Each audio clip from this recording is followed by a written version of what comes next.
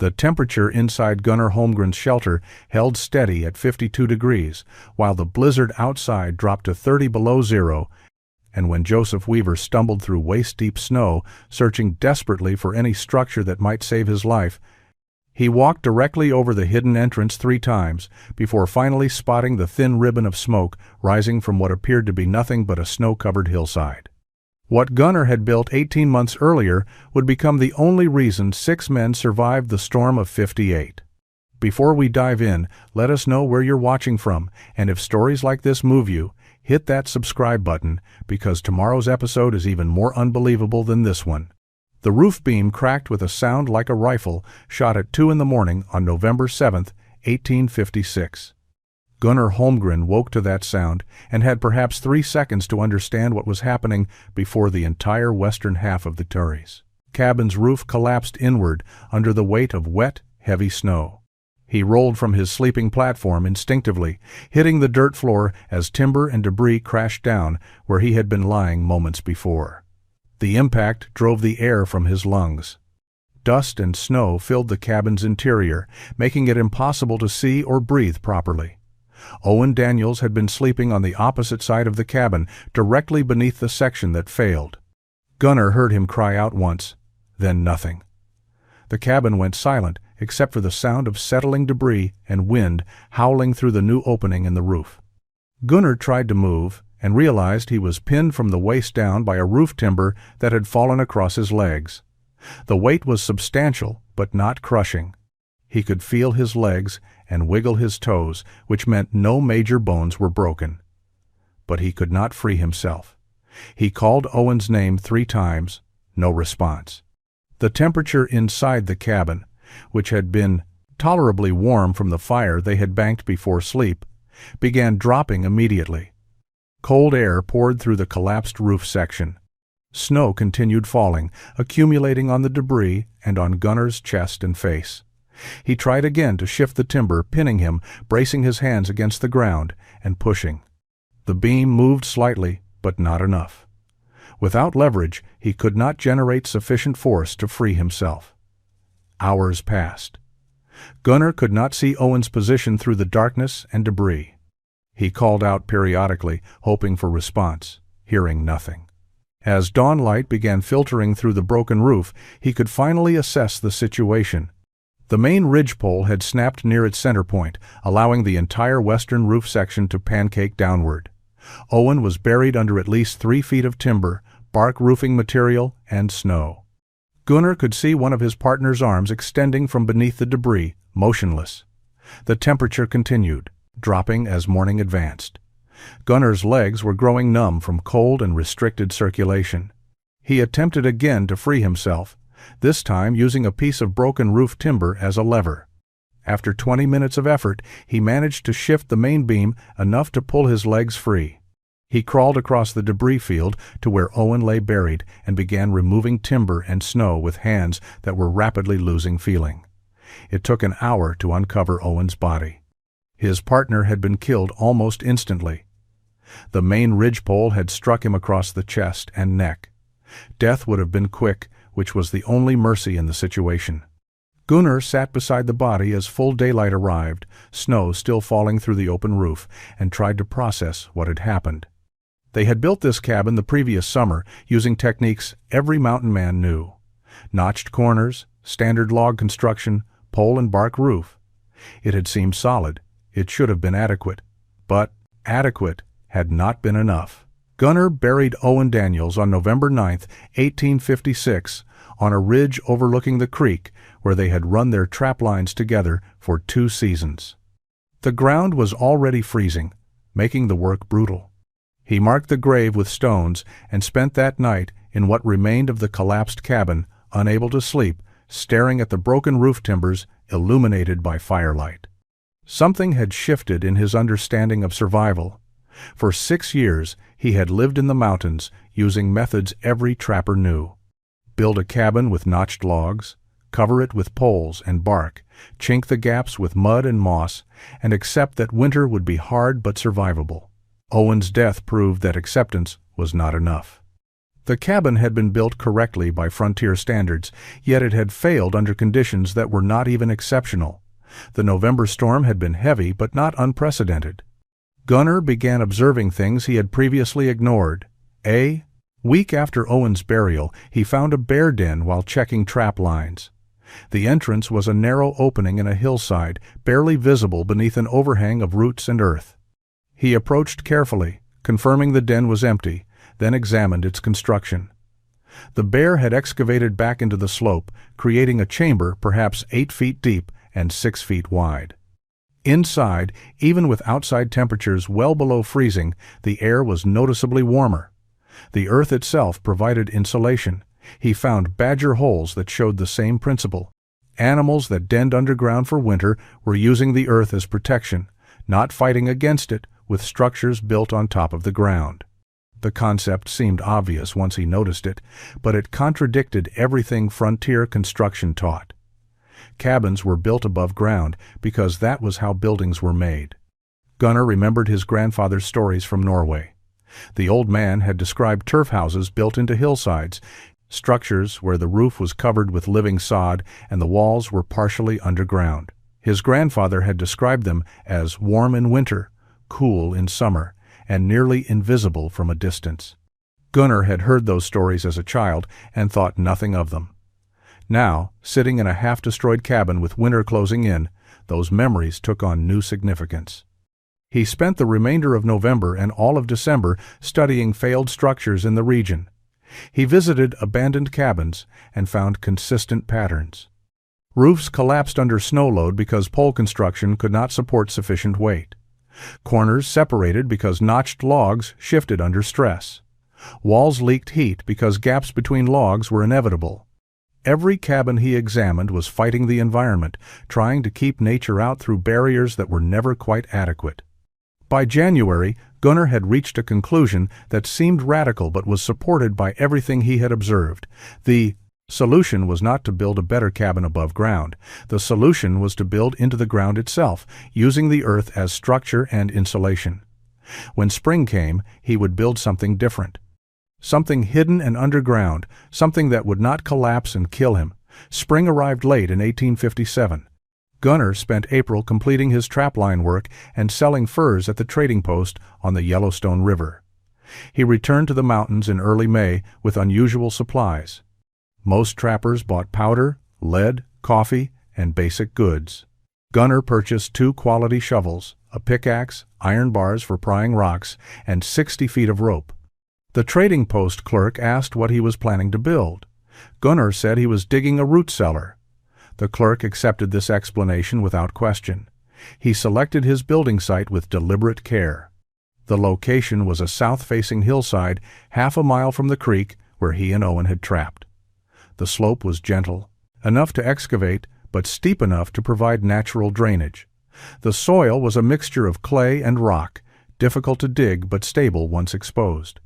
Massive pine trees grew above the site, their roots helping to anchor the hillside. Below the site, the ground sloped away, ensuring water would run downhill rather than into his excavation. Gunnar began digging on May 15th. The work was immediately brutal. He started by outlining the structure's footprint, a rectangle 12 feet wide and 16 feet deep running back into the hillside. He removed the surface layer of sod carefully, cutting it into blocks he could reuse later. Beneath the sod lay 18 inches of topsoil, mixed with roots and rocks. Beneath that, dense clay packed with stones. He dug from dawn until exhaustion forced him to stop, sleeping in a temporary shelter built from pine boughs. Each day he removed approximately 6 wheelbarrow loads of earth, using a wooden barrow he constructed from materials salvaged from the collapsed cabin. The dirt pile grew behind him as the excavation slowly deepened. His hands blistered, then calloused. His back ached constantly. Progress was measured in inches. Nathaniel Pierce and Ezra Thornton visited in early June. They were partners working trap lines 10 miles north. They stood at the edge of Gunnar's excavation and stared in obvious confusion. "What exactly are you building?" Nathaniel asked. "A winter shelter," Gunnar said, not stopping his work. "Underground?" Ezra's tone made clear what he thought of the idea. into the hillside, using the earth for insulation and protection. The two men exchanged glances. "You're digging your own grave," Nathaniel said. "That hole will fill with water, first heavy rain, or collapse on you while you sleep." "I'm engineering drainage and proper shoring," Gunnar replied. "You're wasting your summer," Ezra said. "Could build a proper cabin in 4 days. You've been digging 3 weeks and got nothing but a hole." They left, shaking their heads. Gunnar continued digging. Martin Graves arrived in late June. He was older than most trappers, perhaps 55, with gray in his beard and a thoughtful manner. He watched Gunnar work for 20 minutes before speaking. "Reminds me of sod houses I saw in Kansas," Martin said. "Settlers building into the ground because timber was scarce." "Were they warm?" Gunnar asked. "Warmest structures I ever entered on the plains. Cool in summer, too." Martin stayed for an hour, asking questions about Gunnar's plans for roof support and waterproofing. He did not mock. When he left, he said he would return to see the finished structure. Gunnar believed him. By mid-July, Gunnar's excavation reached its planned depth of 8 feet at the rear wall, sloping upward to 4 feet at the entrance. The chamber measured 12 feet wide and 16 feet from front to back. Now came the critical work of preventing collapse and water infiltration. He began with drainage, digging a trench along the outside perimeter of the excavation, angling it downslope. The trench would intercept groundwater before it reached the shelter walls, channeling it away from the structure. He lined the drainage trench with rocks, creating a crude but effective French drain system. Water flowing through soil would hit the rock-filled trench and follow it downhill rather than seeping into his living space. The technique required 2 weeks of additional digging and rock gathering, but Gunnar understood that managing water was essential. An underground shelter that flooded was worse than useless. For the walls, he gathered river rock from the creek below. Each stone was selected for size and shape, prioritizing flat surfaces that would stack with minimal gaps. He built retaining walls along both sides of the excavation and across the front face, leaving space for the entrance. The walls rose from below ground level to approximately 3 feet above the original hillside surface. This created both structural support for the earth pressing against the sides and raised walls that would support the roof. The stonework was meticulous. Gunnar fitted each rock carefully, using smaller stones as shims to prevent wobbling. He packed clay between the rocks, creating a matrix that would harden as it dried. The clay came from a deposit he had found a 1/4 mile away, dense blue clay that became almost cement-like when dry. He mixed the clay with water until it reached the consistency of thick mud, then worked it between the stones with his hands. The entrance required special attention. Gunnar erected 2 substantial pine logs as doorposts, sinking them 3 feet into the ground and bracing them with rocks and packed earth. The posts were each 10 inches in diameter, cut from straight trees he had felled specifically for this purpose. He notched a horizontal lintel log across the top, creating a door frame 4 feet wide and 6 feet tall. The frame tied into the stone walls on 22, both sides becoming an integrated part of the structure rather than a separate element. Above the entrance, he extended the stone walls upward another 2 feet, creating a facade that would support the front edge of the roof. The back wall needed no such construction because the hillside itself formed that boundary. The earth behind and beside the excavation was the wall, held in place by the stone retaining structures and the natural stability of undisturbed soil. Ventilation presented a challenge. Gunnar needed fresh air without creating a tunnel for heat to escape. He solved this by installing 2 ventilation shafts, one on each side of the shelter near the front. The shafts were made from hollow logs with the centers burned out, extending from inside the shelter through the roof structure to above ground level. He positioned them to look like old stumps from a distance, camouflaging their function. The roof structure would determine whether Gunnar's shelter succeeded or collapsed under its own weight. He began in early August by laying substantial ridge poles across the width of the excavation. These were not thin branches but carefully selected pine logs, each 8 inches in diameter and 14 feet long. He positioned them 18 inches apart, spanning from the stone front wall to the undisturbed earth at the back of the excavation. Each pole was notched where it met the stone wall, creating a stable seat that prevented lateral movement. The ridge poles rested partially on the stone walls and partially on the compacted earth at the rear, distributing their weight across multiple support points. Gunnar tested each pole by standing on it and jumping, ensuring it could handle dynamic stress. Any pole that showed flex or movement was rejected and replaced. The roof would bear hundreds of pounds of earth plus snow accumulation. Structural failure was not acceptable. Across the ridge poles, he laid split planks. These were pine boards he had spent 3 weeks creating using an axe and wedges, splitting logs along their grain, and then smoothing one surface with a draw knife. Each plank was roughly 6 inches wide and an inch thick. He laid them perpendicular to the ridge poles with minimal gaps between them, creating a solid platform. He pegged each plank to the ridge poles using wooden pins he had whittled during evening hours. Over the planks, he laid birch bark in overlapping layers. Birch bark was naturally waterproof and flexible, qualities that made it ideal for this application. Gunnar had harvested the bark in June when it peeled most easily from the trees. He had stored it flat under rocks to prevent curling. Now he laid sheets of bark across the entire roof surface, each sheet overlapping the one below it like shingles. The overlap pattern ensured water would flow downward and outward rather than finding gaps to leak through. The bark layer was insurance against the next component. Gunnar mixed clay with water and horsehair he had traded for at the post. The horsehair reinforced the clay, preventing it from cracking as it dried. He spread this mixture over the birch bark in a layer approximately 2 inches thick, working it carefully to eliminate air pockets. The clay would create a waterproof seal and add thermal mass to the roof system. Over the clay, he added soil. Not random dirt, but a careful mixture of the subsoil he had excavated, mixed with compost and organic matter. This layer went on 18 inches deep across the entire roof surface.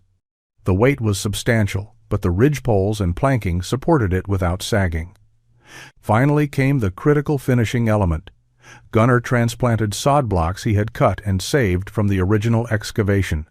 He laid living grass and roots across the entire roof, fitting the blocks together like puzzle pieces. Within weeks, the grass began growing, rooting into the soil layer below and creating a living roof indistinguishable from the surrounding hillside. Gunnar moved into his completed shelter on September 12, 1857. The interior measured 12 feet wide and 14 feet deep after accounting for the stone walls. The ceiling height varied from 6 feet near the entrance to 7 feet at the rear where the excavation was deepest.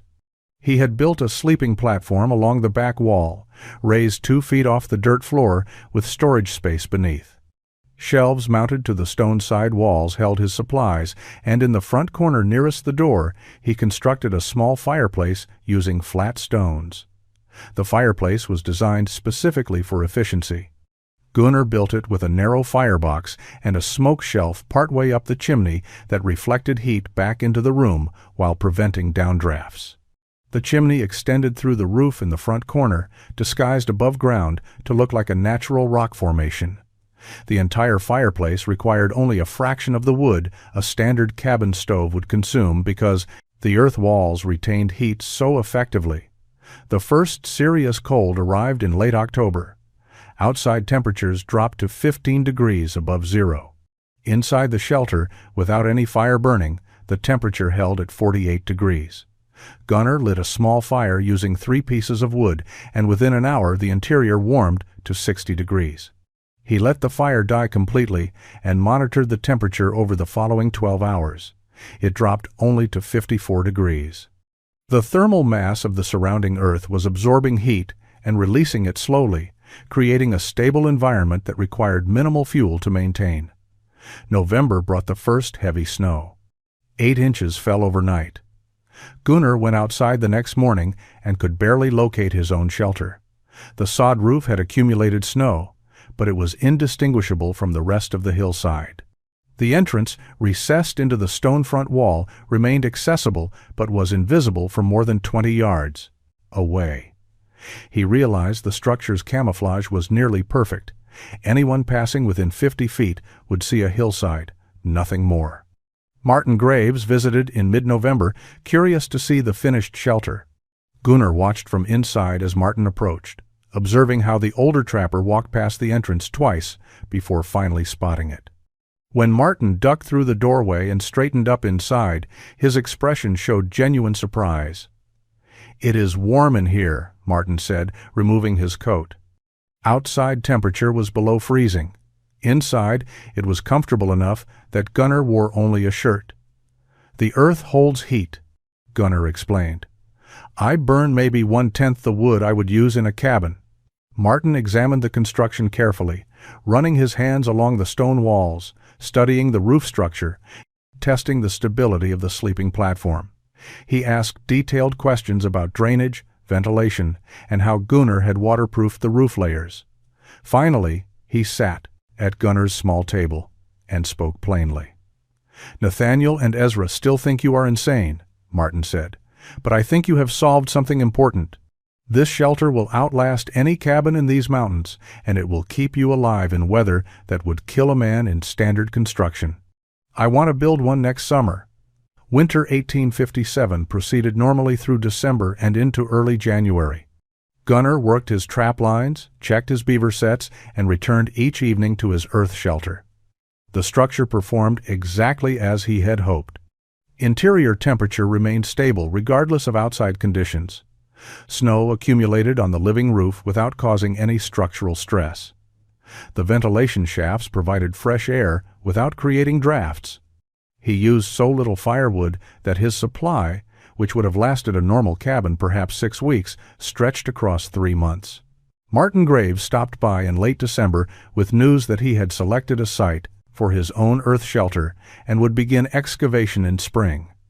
The older trapper had spent the fall observing how Gunnar's structure handled weather and was convinced the design was superior to traditional construction. He asked if Gunnar would help with the building process. Gunnar agreed. In mid-January, the weather patterns changed. Gunnar noticed it first in the behavior of animals.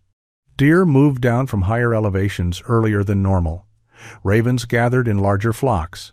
The few other trappers working the region mentioned similar observations. Martin visited on January 18th and shared a conversation he had with a Crow elder at the trading post. The old man had predicted a major storm, describing signs Gunnar had also noticed. Unusual cloud formations, strange wind patterns, temperatures that fluctuated more wildly than typical winter variation. He said it will be the worst in 20 years, Martin told Gunnar. Said it will come before February and last 3 days. Gunnar took the warning seriously. He checked his firewood supply and gathered additional wood, stacking it inside his shelter's entrance, where it would stay dry and accessible.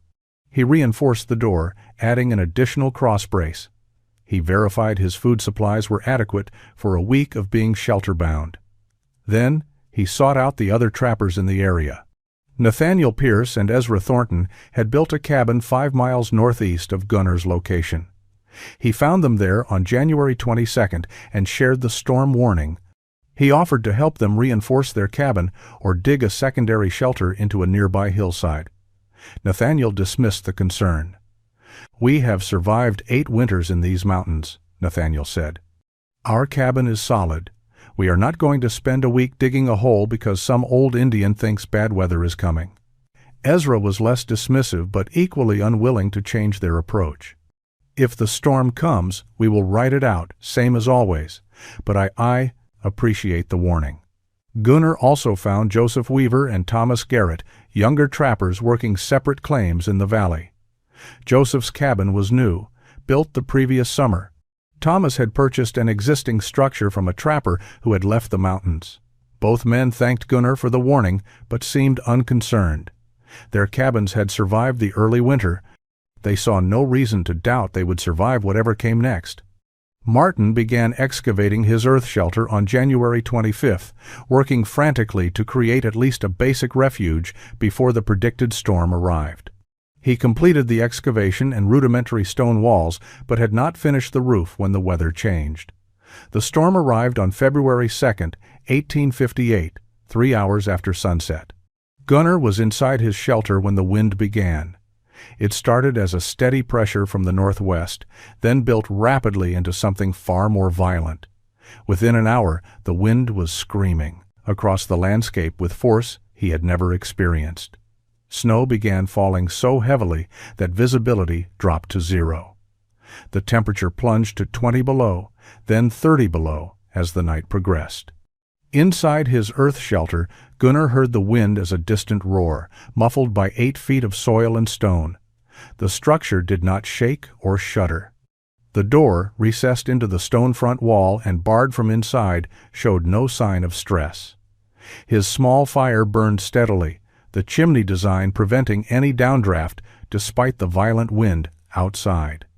The temperature inside held at 55 degrees. He added 2 pieces of wood to the fire and settled onto his sleeping platform to wait. The storm continued through the entire next day without pause. Gunnar ventured to his door once at midday and opened it carefully. The wind nearly tore it from his hands. Snow had drifted across the entrance, and the world beyond was complete whiteout. He could not see 10 feet. He closed and barred the door again, grateful for the earth surrounding him. 5 miles northeast, Nathaniel Pierce and Ezra Thornton were not as fortunate. Their cabin began failing at dawn on February 3rd. The roof, covered with 2 feet of accumulated snow and subjected to wind that found every structural weakness, started separating from the walls. Notched corners that had seemed solid began shifting under the stress. By noon, the western wall was bowing inward. At 3 in the afternoon, a section of roof tore free completely. Wind and snow poured into the interior, extinguishing their fire and dropping the inside temperature toward lethal levels. They abandoned the cabin, taking what supplies they could carry, and attempted to reach another trapper's shelter 2 miles south. They made it half a mile before the cold and wind forced them to dig into a snowdrift and wait for the storm to pass. They survived by huddling together, but both suffered severe frostbite. Joseph Weaver's new cabin collapsed entirely during the second night. The ridgepole snapped under snow load, and the entire structure pancaked downward. Joseph was not inside when it happened. He had left hours earlier when the walls began separating, recognizing the building was failing. He wandered through the blizzard, searching desperately for any shelter, any structure that might save his life. Thomas Garrett's cabin lost its door during the second day when wind pressure and a shifted wall frame tore the hinges free. He barricaded the opening with his table and supply boxes, but snow infiltrated anyway. By the third day, the interior was uninhabitable. He abandoned the structure and began moving through waist-deep snow, hypothermic and disoriented, looking for anything that offered protection from the wind. Joseph Weaver had been walking for hours through the blizzard when he first passed over Gunnar's shelter without knowing it. The snow was waist-deep in places, deeper where drifts had formed. Visibility remained near 0 despite it being midday on February 4th. Joseph was moving purely on instinct, stumbling forward because stopping meant freezing to death. His hands and feet had lost feeling an hour earlier. His thinking was becoming confused, a dangerous sign he recognized but could not fight. He walked directly over the sod roof, which was buried under 3 feet of snow and indistinguishable from the surrounding hillside. He continued 20 yards past it, then turned and wandered back, crossing over the shelter a second time. On his third pass, he noticed something that stopped him. A thin ribbon of smoke rising from what appeared to be a rock formation. He stared at it, trying to make sense of what he was seeing. Smoke meant fire. Fire meant shelter. He moved toward the smoke and found himself standing in front of a hillside. No cabin, no structure, just snow-covered slope and rocks. He was beginning to think hypothermia was creating hallucinations when he noticed the entrance, a dark rectangular opening recessed into stone walls that were barely visible under accumulated snow. He stumbled toward it and pushed through the doorway. The warmth hit him immediately. After hours in 30 below temperatures, the 50-degree interior felt tropical. Gunnar was sitting at his table and stood quickly when Joseph fell through the door. He helped the younger man to the fire, removed his frozen outer clothing, and checked for frostbite. Joseph's fingers and toes were white and hard. Gunnar wrapped them carefully and got warm liquid into him, knowing the real danger would come when circulation returned. Thomas Garrett arrived 6 hours later, just before dark. He had been searching for any shelter and spotted Gunnar's chimney smoke from a distance. Unlike Joseph, he had enough awareness left to understand what he was seeing. An earth shelter, built into the hillside, invisible except for that single telltale sign. He crawled through the entrance and collapsed inside. Gunnar now had 2 men in various stages of hypothermia and frostbite in a shelter designed for 1 person. He tended them through the night while the storm continued to rage outside. The earth shelter's stable temperature and protection from wind made recovery possible. In a traditional cabin, even if the structure had survived, the temperature fluctuations and drafts would have made treating severe cold exposure far more difficult. The storm finally broke on the morning of February 5th. Gunnar opened his door to a transformed landscape. Snow had drifted to 6 and 7 feet in places. The sky was clear, brutally cold, and utterly still. His shelter remained completely camouflaged. The sod roof, now under heavy snow, looked like every other hillside. The stone entrance was the only visible indication that anything human-made existed here, and even that was subtle enough to miss from 50 feet away. Over the following 3 days, the full extent of the storm of 58's damage became clear. Martin Graves arrived at Gunnar's shelter on February 7th, having survived in his partially completed earth shelter. The excavation and stone walls had provided enough protection to keep him alive, though without a finished roof he had suffered through brutal conditions. Nathaniel Pierce and Ezra Thornton were found on February 8th by a group of trappers searching for survivors. Both men had severe frostbite and lost fingers to amputation performed at the trading post. Of the 11 trappers working the northern region that winter, 3 died. 2 were found frozen in the remains of collapsed cabins. 1 was never found, presumably lost in the storm. Every traditional cabin in the area suffered significant damage. Most were total losses. The few that remained standing had lost roofs, walls, or both. Only Gunnar's completed earth shelter and Martin's partial excavation had survived intact. The survivors gathered at the trading post in late February. Word spread quickly about Gunnar's shelter and how it had protected 3 men through conditions that had killed cabins and people across the entire region. Joseph Weaver described walking over the structure 3 times without seeing it, finding it only because of chimney smoke. Thomas Garrett confirmed the interior had remained warm and stable while the storm destroyed everything else. Nathaniel Pierce, recovering from frostbite with bandaged hands, sought out Gunnar specifically. "I called your shelter a grave," he said quietly. "I was wrong. It saved lives while my cabin nearly killed us. If you are willing to teach the technique, I want to learn it." Spring of 1858 saw a fundamental shift in construction methods across the northern Rockies. Gunnar spent April and May helping other trappers excavate and build earth shelters. Martin completed his structure with proper roof and waterproofing. Joseph and Thomas built shelters into adjacent hillsides. Even Ezra, despite his injuries, supervised construction of an earth lodge near his old cabin site. The technique spread through the trapping community organically. Men who had seen the storm's destruction and heard about Gunnar's shelter began building their own versions. The specific details varied based on available materials and individual skill, but the core principles remained consistent.